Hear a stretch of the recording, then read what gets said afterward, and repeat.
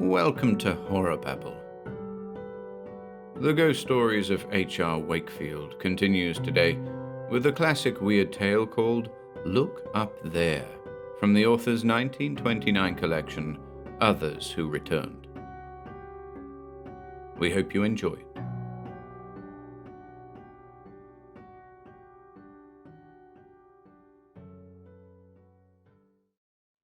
Look Up There by H.R. Wakefield. Why did he always stare up? And why did he so worry Mr. Packard by doing it? The latter had come to Briony to read and to rest, and to take the bare minimum of notice of his fellow men. Doctor's orders. And here he was, preoccupied, almost obsessed, by the garish idiosyncrasy of this tiny, hen-eyed fellow. He was not a taking specimen of humanity, for his forehead was high and receding, his nose beaked fantastically, and the skin stretched so tightly across it that it seemed as if it might be ripped apart at any moment. Then he had a long, thin-lipped mouth always slightly open, and a pointed beard which, like his hair, was fussy and unkempt. He was forever in the company of a stalwart yokel, a South Country enlisted guardsman to the life, a slow-moving, massive, red-faced plebeian who seemed a master of the desirable art of aphasia, for no word ever seemed to pass his lips. But good heavens, how he ploughed and furrowed the menu! Mr. Packard was a very important civil servant, and contrary to the opinion of the vulgar, civil servants sometimes overwork. The notion that they arrive at their offices just in time for lunch, and return again to them just in time to sign a few letters and catch a train home, is a fantasy derived from newspapers, and therefore from newspaper proprietors. Idle fellows, as a rule, for all they have to do is propagate ideas and employ other people to carry them out. Anyone can have ideas. It is the carrying them out which means work. Mr. Packard had ideas, usually very judicious and admirable ideas, and he also had to carry them out, which meant work, eventually overwork, a threatened nervous breakdown, peremptory advice from a specialist, and 3 months' leave. He had been recommended Briony in June, because it was between seasons for that green and placid isle, and there was plenty of sun. Gentle breezes blown over a purple sea, very purple, very warm, very salt. A golf course with 7 short holes, and a reasonable tariff. Perched primly in the Adriatic, it offered every possible advantage, every chance of speedy convalescence to an overworked bachelor 52 years of age, with nothing whatsoever organically wrong with him. So Mr. Packard had found it, till his eye had been caught by this curious couple, one who never spoke, but stolidly filled his belly, the other who was no more communicative, and forever stared upwards at an angle of 35 degrees, for such Mr. Packard, after an exasperating calculation, estimated it to be. On the first occasion he had noticed him, Mr. Packard had instinctively stared up also, wondering what object of interest was to be found on the bare, brimstone-tinted wall of the dining-room at an angle of 35 degrees about. But there was nothing. Yet this midget had continued to gaze up, even while eating his fish and emptying his glass. And his companion, that burly proletarian, appeared entirely unconcerned. Again Mr. Packard's eyes tilted in sympathy, only to encounter a bare, brimstone wall. It then occurred to him that this angular obsession must be of long standing, for its victim most expertly neutralized what must have been a heavy handicap to accurate feeding by an impressive dexterity in the manipulation of knives and forks and spoons, though his appetite seemed as slender as his physical frame. So stern and uncompromising had been the specialist's fiat that Mr. Packard had been genuinely alarmed about his nerves, so much so that he almost entertained the possibility that this upward-peering absurdity was a figment of his disordered imagination, a very unlovely thought, but he had dismissed it with a very comforting reassurance when he saw that others among the sparse company then visiting Brioni were also puzzled by this singular prepossession of the hen-eyed fellow. What an incongruous couple they were! And why didn't the lusty rustic turn his eyes up too, or do something about it? Well, let him take a leaf out of his book and pay no regard to what was none of his business, and certainly no part of his cure. If the fellow wanted to stare up, let him. So, by making a considerable effort, Mr. Packard looked away. All the same, he was charged with a tantalizing and hard-to-exercise curiosity about this couple, their circumstances, the connection between them, all this. But, above all, why the devil the tiny one stared up. Knowing such wonderings could only delay the healing of the lesion in his nervous system, he made quite elaborate plans for avoiding the pair. He changed the times of his meals, and if he saw them in a room, he went to another, and if he observed them coming towards him, he turned on his heel. By these means he freed his mind of them to some extent, but a sneaking, insidious inquisitiveness endured. However, the sun and air and peace of Brioni rapidly restored him, and once again he slept an unbroken 8 hours.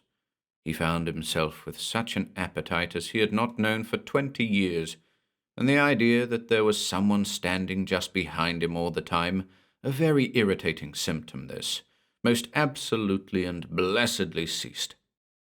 So, reassuringly soon, his inner eye began to turn longingly to a snug though austere office in Whitehall, with neatly raised pyramids of jackets and official documents of undeniable secrecy and import, and to that leisurely stroll up to the club at 1 o'clock so punctually, and that carefully chosen little lunch, and perhaps a game of chess with Lenton, some gossip, and a leisurely stroll back to the Home Office, where there would be decisions to make, questions in the House to consider, a feeling of slight but pleasing importance, and all that regulated system and ordered regime which suited him temperamentally so perfectly. A holiday in August seemed a justifiable weakness to him, but to idle about in dreamy, flashing, dark green islands in June was abnormal, a process which should not be prolonged for an unnecessary second. He would stick it out for a week or two longer, and count the days till the hour of his release should strike, release from indolence, strolling about, and from an inclination to uneasy, vague surmisings concerning an ill-assorted couple, one of whom forever raised his eyes in a sort of viewless intensity, and the other who never spoke but was forever at his side. On the evening before his departure, about 6 o'clock, Mr. Packard strolled along the path through the Holm Oaks towards the bathing place, and sat down on a seat overlooking the shadowed and darkening straits of the Istrian shore. Shadowed and darkening, because a slowly marshalling army of clouds was rising above the Dolomites and frowning down over Trieste. The sun, resisting and not yet overpowered, hurled red and gold shafts up through the advancing host. The spectacle had a certain sombre sublimity, and its leisurely shifting pattern pleasantly absorbed Mr. Packard's attention, so much so that when a rather high-pitched and deliberate voice remarked, "Some persons have found in such spectacles evidence of the existence of a god," he started abruptly, and half rose from his seat. He must have been half asleep, for he found sitting on the same seat beside him that enigmatic pair, the little one next to him, and the yokel on his other side, smoking a pipe and staring out to sea. Mr. Packard was irritated and taken by surprise, but his natural good manners and subconscious curiosity prevented him from uttering the tart and snubby retort which half rose to his lips. Instead, he said dryly, "The particular deity concerned is most certainly Jupiter Pluvius. I imagine that Trieste will get the full benefit of that storm soon, and it will be our turn in an hour or so."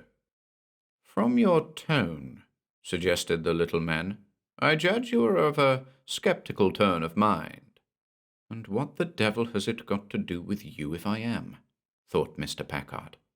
If you mean, he said, that I do not see why all that is beautiful should be put to the credit of what you call God, that is so. For in whom do you lodge the responsibility for the somewhat less palatable spectacles provided by bullfights and battlefields? Unless you're a duelist.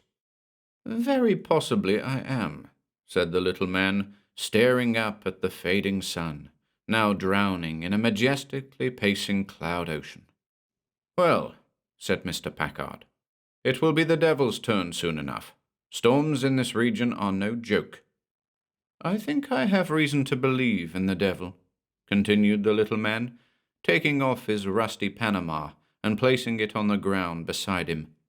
As he said this, the yokel looked at him sharply, then knocked out his pipe on his boot and began filling it again from an aluminium box. Oh, indeed, replied Mr. Packard, his curiosity rising. I have myself deduced him logically, but I take it you have had a closer view of him. Yes, answered the little man, his eyes on the rim of the advancing storm. I think I can say that. Would you like to hear about it? Certainly, said Mr. Packard. I'm glad of that, because it is a relief to me to tell it now and again. Does Gauntry Hall convey anything to you? Gauntry Hall, repeated Mr. Packard uncertainly. The name seems vaguely familiar. It was a famous show place burnt down in 1904. I was there that night.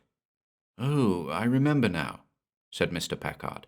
Middle Tudor, near Leicester, famous chiefly for its long gallery. And wasn't there some legend about it? Yes, replied the little man, and the fact that you can recall so much is a great tribute to your memory. Oh, I was rather keen on that period once upon a time when I was less busy. I went up to Oxford the same term as Jack Gauntry, and to the same college, Oriel, continued the little man, his eyes narrowed and shifting and busy with the sky. In those days I was keenly interested in the occult. I believe it to have been somewhat of a pose, a dangerous pose. I knew there was some queer story about Gauntry Hall, and made up my mind I would get Jack to tell me about it. Not a very creditable ambition, but I was young and foolish, and I have been punished enough. We became great friends, and one evening I had my chance. He came up to my rooms rather late one night, late in November 1896, after dining out. He was a little drunk, and still thirsty. I filled him up, and finally brought the subject round to Gauntry Hall. Funny you should mention it, he said. My people did the annual trek to London today. How do you mean, annual trek? I asked. He did not answer for a moment, and I could see he was torn between two impulses, one to cleanse his bosom of this family obsession, the other to keep his mouth dutifully shut. So I gave him another whisky and soda. He drank it in a gulp, and then became muzzy and garrulous. I could see he would find relief in being unrestrainedly indiscreet. I'm not boring you. Not in the least, Mr. Packard reassured him. Well, suddenly Jack blurted out, No one's allowed to be in the house New Year's Eve. Why not? Oh, because the bogeyman gets busy then.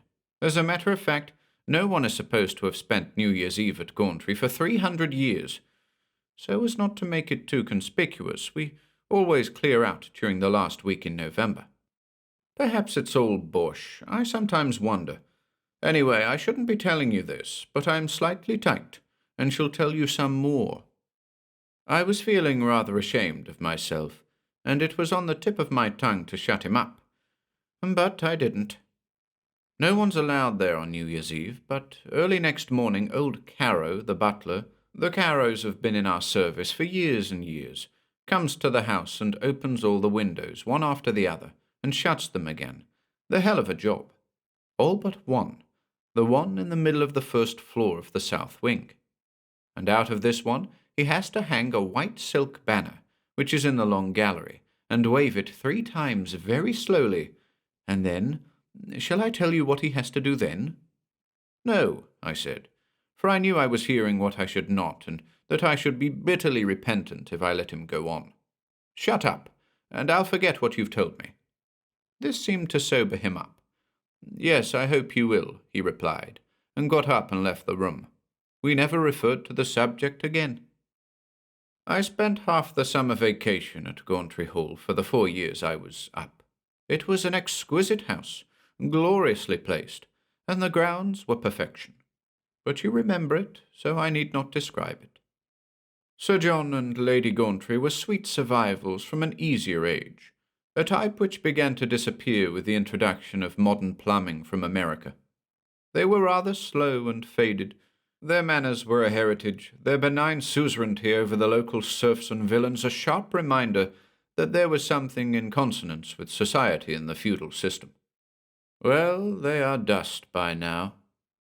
I grew to love the old place. Its atmosphere seemed so placid, untroubled, unshakable in those long, lovely summer days that I could hardly believe it was ever visited by a curious winter spell, that it ever could cease to drowse and become most malignantly awake. The subject was never alluded to within its walls, but I remember I used to find my eyes wandering up to that window in the middle of the south wing. Yes, I used to find myself looking up. That was all. At least I think that was all. Though one evening, when I was taking a stroll after dinner, I happened to glance up at this window, and for a second it seemed as if something white fluttered from it and disappeared. But it may have been a projection from my own mind. And then came the Boer War, and Jack went out with his yeomanry and was killed on the Modder. The shock drove the old couple into complete seclusion, and they died within a few days of each other early in 1903. Meanwhile, I had completely lost touch with Gauntry Hall, and then one day I met Teller, the agent, in the street, and he lunched with me. He told me the estate had been leased to people called Relf, nouveau riches. Young Relf was the son of a millionaire multiple shop owner in the north, and he had married some little vulgarian. Teller utterly despised these town-bred parvenus, and considered their occupation of Gauntry defiling and almost intolerable. "But they may not be there much longer," he said, "for the damn fools are going to spend New Year's Eve in the house." "What?" I cried. "Oh, yes," he replied. "They are greatly looking forward to it." I felt it my duty to warn them, but I might have saved myself the trouble, for when I had said my piece, that little barmaid, Mrs. Relf, who looks like a painted Pekingese, clapped her hands on her knees and declared she simply adored ghosts, didn't believe in them a bit, would have a house party for the occasion, and wish a very happy new year to whoever or whatever came. I reminded her she was preparing to break a rule which had lasted for 300 years. "Quite time it was broken," said she. So I shrugged my shoulders and gave it up. I wish them luck. "All the same," I said, "it's one of the most interesting pieces of news I've heard for a long time." "Well, if you think that, why don't you make one of the party?" asked Teller, laughing. "How could I? I don't know them." "Oh, that doesn't matter. They're very partial to peers." I was about to say no, most emphatically, when I was seized by a most violent temptation. Here were these fools prepared to put this most ancient and vague and famous mystery to the test. It was a unique opportunity. Dangerous? Yes, probably, but the old house had always seemed friendly to me. Here was I, a professed student of the occult, presented with a glorious opportunity for investigation. If I failed to take it, I should never forgive myself, nor have any respect for myself. I imagine you can sympathize with my feelings to some extent. "Oh, yes," replied Mr. Packard. "No doubt I should have done as I infer you did." "Yes, I accepted." As the little man said this, Mr. Packard noticed the yokel glance across at him, and as their eyes met it seemed as though the fellow wished to convey a message of some sort. A warning, was it? "Yes," continued the little man. "I accepted. Teller fixed up the invitation for me, and I reached Leicester Station about 5:30 on New Year's Eve, 23 years ago. The moment I got into the trap, and we began to drive eastward through rows of dingy villas, I began to feel a nervous irritation which steadily increased as we drove towards Gauntry. It was a foul night, blowing very hard and sleeting, and every yard we travelled made me wish the more I hadn't come. I could feel the influence of Gauntry reaching out and attempting to repel me. I'd have gone straight back to the station but for one thing. Supposing I funked it and nothing happened. That story might get round, which wouldn't have been pleasant. All the same, when we reached the house, it took all my resolution to cross its threshold. The old place had always seemed so friendly and welcoming before. Now it was sullen and utterly hostile. I felt as if I were a traitor, as if I'd been caught by my best friend in the act of forging his name. I was so seized by dread and nervously unstrung that I hardly noticed the rest of the party. I remember there were 10 of us, 5 women and 5 men, and that they all appeared to be young, noisy and vulgar, so noisy that I was convinced they had had a good many of the primitive cocktails which they were drinking as I arrived, and presently I knew they were almost as full of dread and as unstrung as myself. The house seemed throbbing with a sinister rhythm. It seemed as if it had summoned the great wind which leaped at it in gigantic gusts. By coming there that day, I had incurred its malignant enmity, and with cold austerity it was bidding me begone.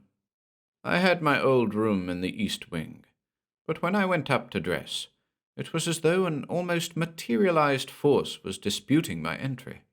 I had to breast my way through it as through a hostile tide. I found they had decided to dine in the great hall instead of the dining room. Why, I don't know. Round it ran a balcony, from which a door led through to the famous long gallery. When we sat down, I knew them all to be suffering from an acute spiritual malaise, and that what they had drunk, far from lulling their sensitiveness to the power which menaced them, had but weakened their resistance to it. How soon will the storm break? In 10 minutes or so, replied Mr. Packard. I am surprised it has not broken before now. It is reserving all its venom for us. Then I may have just time to finish. I do not remember whether I spoke a word throughout that meal, but I do know that I was under such a strain that I had to grip my chair to stop myself running from the room. The women were on the verge of hysteria. The men drank feverishly, and, as time went on, a dreadful, vague, inane babble came from all of them. The woman on my right, she had a high, thin voice, suddenly gulped down a full glass of champagne, some of which swilled over her chin and neck, and shouted, "Well, when does it begin?" and then went off into peals of hysterical laughter. We did not move from the table, and from 10:30 onwards, Ralph kept getting up to ring the bell, but no servant appeared. "Where are those bloody slaves?" he cried each time, and staggered back to the table and filled his glass again. From 11:30 I was no longer master of myself.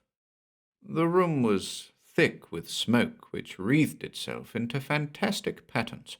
The pressure grew unendurable, and suddenly my resistance broke, and I ran from the great hall up to my room and lay cowering on my bed.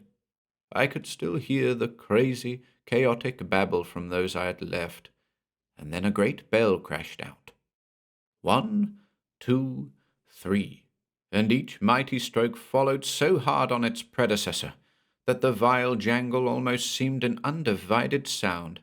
It was as if a murderer was hammering in my brain.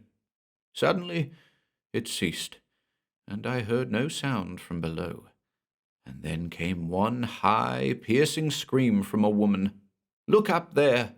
and then every light in the house went out. Well, when that happened, I groped round the room for my electric torch. At last I found it, and I think if I had not found it just then, I should have suffered even more than I have suffered. I staggered downstairs and into the great hall, and flashed the lamp on the table. They were all sitting rigidly, their eyes looking up and focused on the door into the long gallery. I peered into their faces one by one. Their eyes were wide, yet drawn in as though asquint. Their heads were strained back on their shoulders. Their mouths were open, and foam was on their lips. And then I flashed my torch up towards the door into the long gallery. And there... The cloud army had advanced so far that it was looming down on them. 2 striding horns of vapour preceded it.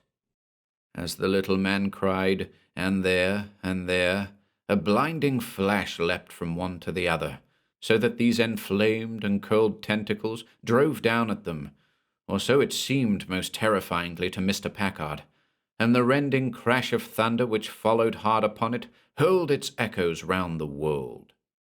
And then, with inchoate fury, the storm drove forward to the attack, and then the little man leapt to his feet and flung his arms above his head and screamed out as though in agony, "Look up there! Look up there!" Mr. Packard moved towards him, but in a second the yokel had him by the shoulders. "Leave him to me," he shouted against the thunder. "I know what to do." And he began to propel the little man before him. Mr. Packard, oblivious of the rain, stared after them. With a horrid regularity, the little man flung up his arms and screamed, "Look up there!" And presently they turned a corner and disappeared, and the screams grew fainter. For a moment, Mr. Packard stared upwards too, and then, as another flash speared down to the sea, he came to himself, and turning up the collar of his coat, started to run through the blinding rain back to the hotel.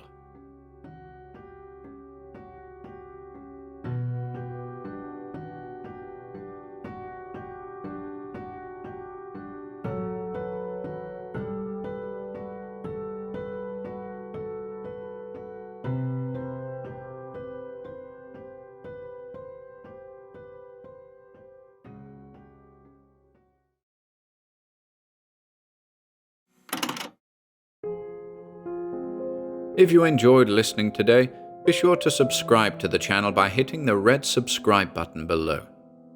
After doing so, click the bell icon next to the subscribe button to receive new content notifications. If you'd like to support our work and receive exclusive perks, consider becoming a channel member by clicking the join button below.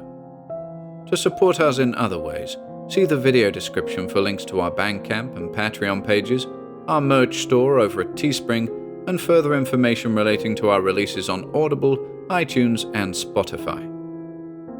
And until next time,